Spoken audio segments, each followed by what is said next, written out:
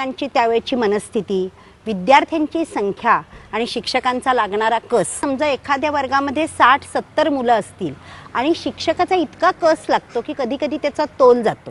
म्हणजे हे मी समर्थन करत नाहीये.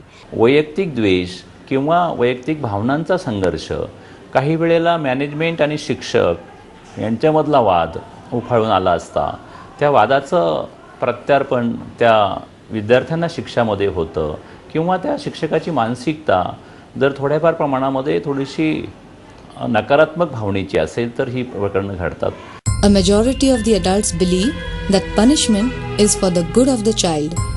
It is necessary for inculcating discipline or for educating the child. But how far is this belief valid? हेच वय शाळेतलं घसरण्याचं असतं आणि सुधारण्याचं असतं. मग त्याला येणं प्रकाराने तो सुधारला पाहिजे.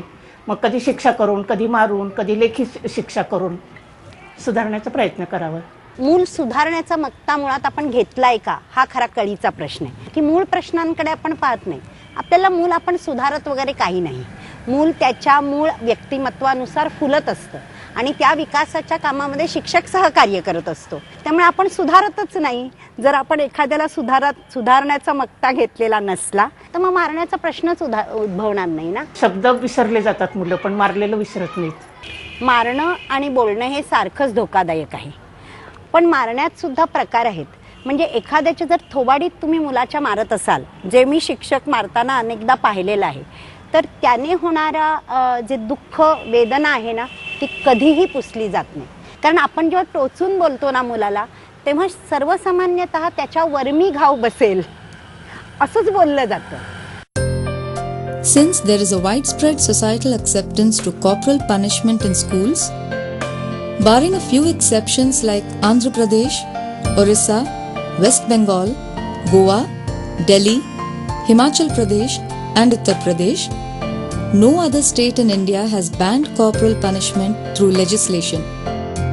This, in spite of the Government of India ratifying the UN Convention on the Rights of the Child, Article 19 of which states that children have a right to be protected from all forms of physical or mental violence.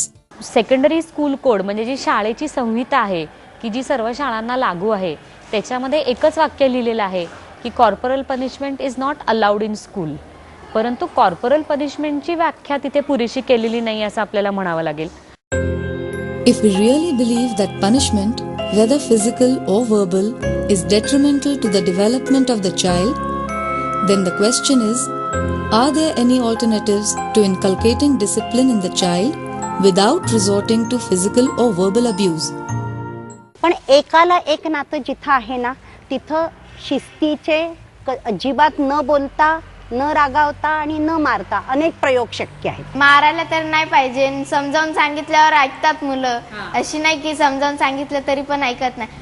शिक्षेच्या माध्यमातून वर्तन बदल अपेक्षित आहे.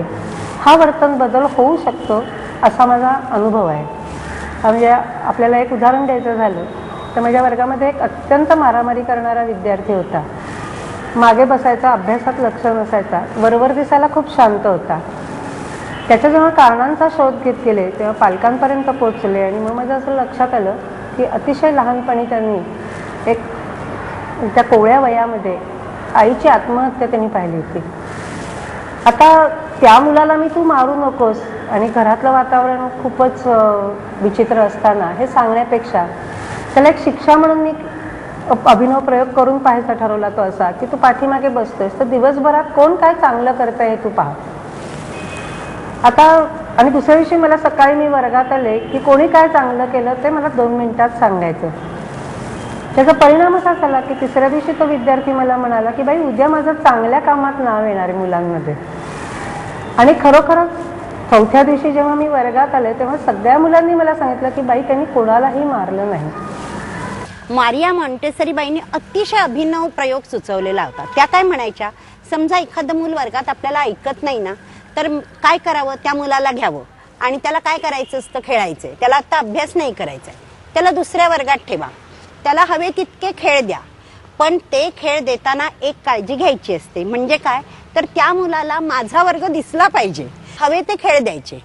अगदी एकटा पण तो मुलगा मुलगी काही वेळाने आपण जाऊन परत परत त्याला अधूनमधून विचारावं, तुझं बरं चाललंय ना, छान खेळतोयस ना. तर मॉन्टेसरी बाई म्हणतात एकटेपणाची शिक्षा इतकी विलक्षण असते ना, इतकी विलक्षण असते आणि इतकी असह्य असते की 5-10 मिनिटांना मूल म्हणतं की मला वर्गात येऊ द्या, मी अभ्यास करतो.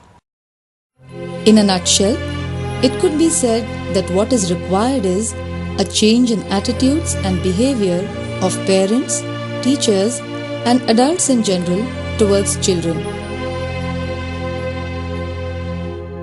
शिक्षक म्हणून असणारी माझी सामाजिक जबाबदारी, माझी नैतिक जबाबदारी ह्याचं जर कुठेतरी प्रशिक्षणाच्या माध्यमातून सतत जाणीव जर होत गेली तर नवीन येणारा हा शिक्षक आहे, हा शिक्षक त्या बदलाला सामोरं जाईल असं मला वाटतं. आणि शेवटी मला असं म्हणायचं आहे की प्रशिक्षणं खूप होतात, परंतु ते माझ्या स्वतःच्यामध्ये अंगवळणी मी किती पाडायचं आणि त्यानुसार मी माझ्यात कसा बदल करायचा, हा जर प्रत्येक शिक्षकाने सतत सजगपणे हे जर भान ठेवलं तर हा वर्ग समोर येणारा जो आपला आहे हा वर्ग आपल्याला त्या पद्धतीने नेता येतो. आपण का बरं शिक्षकांनाच टार्गेट करायला लागलोय? सगळ्या शिक्षणाची सुरुवात ही घरातून होत असते.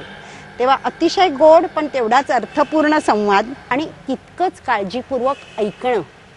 तुम्ही ज्या कारणांसाठी शिक्षा करताना मुलांना, कोणती असे ना ती शिक्षा, म्हणजे मार आणि अब्यूज, ज्याला व्हर्बल अब्यूज म्हणूया की शाब्दिक हिंसाचार, हा बाजूला काढल्यानंतर जे जे तुम्ही करता मुलांच्या बाबतीत, मुलानं असं का केलं आहे हे शिक्षकाला पक्क माहीत असलं पाहिजे.